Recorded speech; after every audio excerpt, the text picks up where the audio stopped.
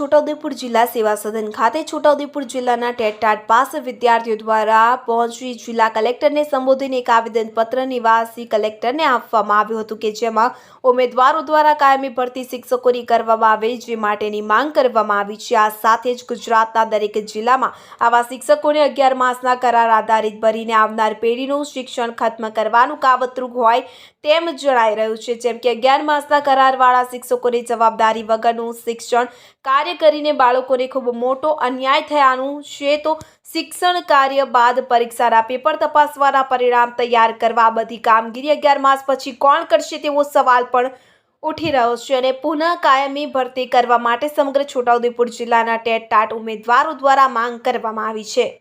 ઇમરાન મિર્ઝા, છોટાઉદેપુર। પછી 9-10 માધ્યમિકની પછી પ્રાઇમરીની, કારણ કે જો પહેલા પ્રાઇમરીની ભરતી કરશે તો પછી એકનો એક જ ઉમેદવાર છેક સુધી જશે અને સરકાર એવું કહેશે કે અમે તો ભરતી કરી દીધી અને જે બાકીના રહેશે એ તો રહી જશે। એટલે અમારે સરકારશ્રીને એટલું જ કહેવું છે કે કાયમી મોટા પાયે ભરતી કરો, પણ ક્રમશઃ કરો। પહેલાં ઉચ્ચતર માધ્યમિક અને પ્રાઇમરી। બીજું કે અમે આટલી બધી મહેનત કરીને જો ટેટ પરીક્ષા પાસ કરી હોય તો ખરેખર સરકારને પણ જાણવું જોઈએ કે આ ઉમેદવારો આટલી મહેનત કરી છે અને પરીક્ષા કેમ લીધી, કે ગુણવત્તાયુક્ત શિક્ષણ બાળકને મળે અને શિક્ષકો પણ આવી રીતના ગુણવત્તાયુક્ત બાળકને શિક્ષણ આપી શકે એટલા માટે પરીક્ષા લીધી। જો પરીક્ષાની આવી રીતના પૂર્વ આયોજન થતું હોય, પરીક્ષાની તૈયારી કરતી હોય સરકાર, તો પછી ભરતીની કેમ નહીં? પરીક્ષાની પૂર્વ આયોજન થાય તો ભરતીનું પણ, કાયમી ભરતીનું પણ મોટા પાયે આયોજન થઈ શકે। એટલે અમારી એક જ માંગ છે કે કાયમી શિક્ષકોની મોટા પાયે ભરતી કરે। હું ટાટ પાસ ઉમેદવાર વર્ષોથી જે કાયમી ભરતી નથી થઈ અને વારંવાર જે યોગ્યતાના માપદંડો પણ જે એક પાણીના રેલાની માફક બદલાયા કરે છે, તો સરકાર વારંવાર આવા માપદંડો બદલ્યા છે, છતાં અમે અમારી જે કસોટી કહેવાય એમાં યોગ્ય રીતનો પાસ થયા છે અને એના પછી અમે કાયમી ભરતી માટેની માંગણી વારંવાર કરીએ છીએ। લાસ્ટ ટાઈમ પણ અમે 4 મહિના પહેલાં પણ આવેદનપત્ર લગભગ આપ્યું અને એવી સ્થિતિની અંદર પણ સરકાર હજી કોઈ અમારા માટે કાયમી ભરતીનું કંઈક એંધાણ દેખાતું નથી।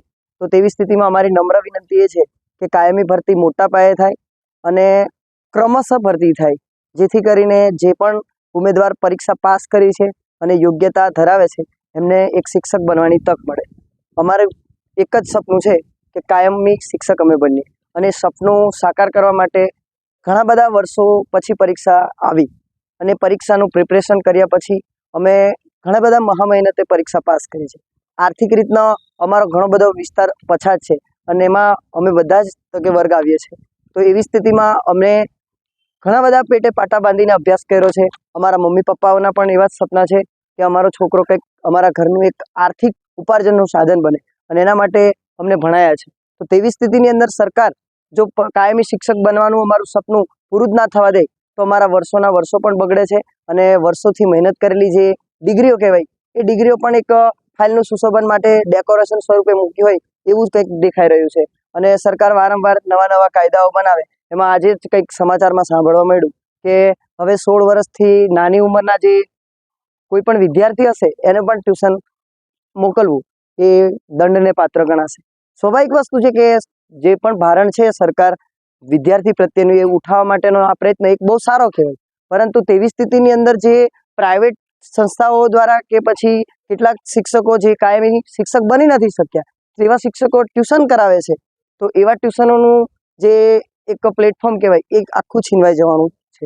તો આવી સ્થિતિમાં અમારા માટે એ પણ એક મોટો પડકાર છે કે આવી સ્થિતિમાં અમે અમારા ફિલ્ડમાં હવે શું કરી શકીએ, કેમ કે વર્ષોથી અમે ખેતી તો કરી નથી, એટલે ખેતરનું કામ બરાબર ફાવતું પણ નથી, કેમ કે અમે બધું જ ભણવા પાછળ સમય બગાડ્યો છે।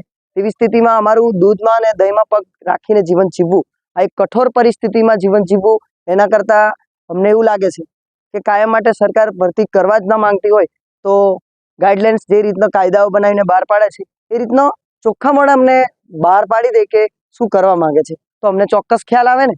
કેમ કે આવી સ્થિતિની અંદર અમને લાસ્ટ ટાઈમ પણ એવું જ કીધું કે કાયમી ભરતી માટેના અમે પ્રયત્નો ચાલુ છે અને કેલેન્ડર વાઇઝ ભરતી થશે, આવું ડિબેટોમાં થયા જ કર્યું છે। તો ડિબેટ થયા પછી આવું વારંવાર જે પણ સરકાર છે એ બોલે છે, તો કેટલા ટાઈમ લાગશે, કયા સમયની અંદર ભરતી થશે, એનું જાહેરનામું શું આવશે, એનો એમને ટૂંકા સમયની અંદર જીવન કંઈક હોય એ જવાબ મળે એવી સરકારને અમારી નમ્ર વિનંતી છે. આવું કહીને હું મારી વાણીને વિરામ. હું ટેટ પાસ ઉમેદવાર. અમે આજે છોટાઉદેપુર જિલ્લા કલેક્ટર કચેરીએ આવેદનપત્ર આપવા આવેલા છીએ. આવેદનમાં અમારી માંગણી છે કે મોટા પાયેથી જગ્યા છે એના પ્રમાણમાં મોટા પાયે ભરતી કરે, બધી ભાષા અને બધા માધ્યમોમાં અને બધા વિષયોમાં ક્રમિક ભરતી કરે. 11-12ની પ્રથમ, પછી 9-10 અને પછી પ્રાઇમરીમાં આ રીતના ભરતી કરે. આ અમારી માંગણી છે. સરકાર જે જ્ઞાન સહાયક પ્રોજેક્ટ લાવી છે એનો અમે વિરોધ પણ કરીએ છીએ, કારણ કે એમાં અમારી જોબની સુરક્ષા નથી. અમે એક સામાજિક હોદ્દો અમારો પણ હોય છે, અમારી સામાજિક ઇજ્જત હોય છે. એના માટે થઈને અમારે કાયમી શિક્ષકોની ભરતીની જરૂરિયાત છે, કારણ કે જ્ઞાન સહાયક કોન્ટ્રાક્ટ બેઝ ઉપર છે, જેમાં અમારી સામાજિક જરૂરિયાતો પૂરી થતી નથી. અમે સામાજિક પ્રાણી છે, અમારા મમ્મી પપ્પા હોય છે, અમારી વાઈફને બધાને એમને પણ અમારે દ્વારા સુરક્ષા એની આશા હોય છે અમારી આગળ. તો અમે એમની આશાને પૂરી કરવા માટે અમે કાયમી અને જે જગ્યા હોય એના પ્રમાણમાં મોટી ભરતીની આશા રાખીએ છીએ. કહેવાય છે કે દેશનું ભવિષ્ય વર્ગખંડના 4 જે દિવાલ છે એની વચ્ચે ઘડાઈ રહ્યું છે, બરાબર. નમસ્કાર, હું છું રાઠવા અલ્પેશ કુમાર ગોપાલભાઈ.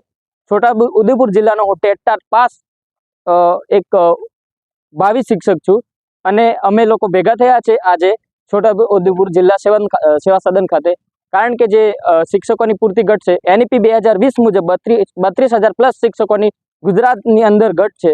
તો આ ઘટને પૂરી કરવા માટે કાયમી શિક્ષકોની મોટા પાયે ભરતી કરો અને જે કરારવાળો જે કોન્ટ્રાક્ટ પ્રથા છે એ દૂર કરો. એટલું બોલી મારી વાતને વિરામ.